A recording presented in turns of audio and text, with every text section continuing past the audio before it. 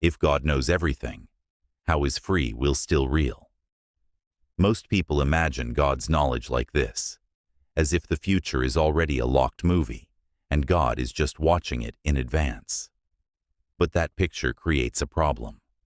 Because if the future is locked in the crude way people imagine, then agency starts to feel fake. So here is the better answer. God is omniscient because He sees reality perfectly. He sees persons perfectly. He sees patterns perfectly.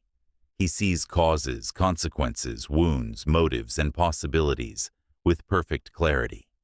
He is not guessing. He is not learning. He is not limited. But His knowledge is not the same thing as coercion.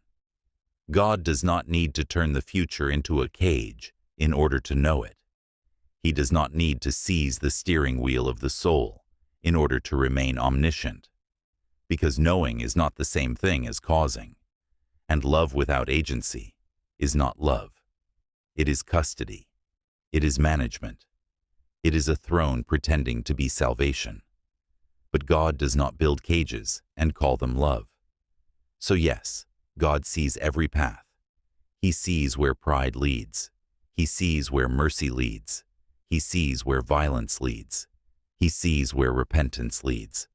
And because He sees perfectly, He can warn, invite, guide, and redeem without destroying the reality of choice. That is the difference.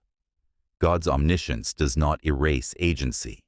It is what allows Him to honor agency without losing His sovereignty. He sees the full moral geometry of the soul without becoming a tyrant.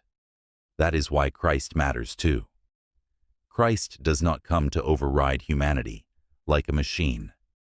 He comes to persuade, invite, rescue, bear the burden, and open a path back. So if God knows everything, how is free will still real? Because God's perfect knowledge is not a cage. It is love wise enough to see all things without becoming coercion.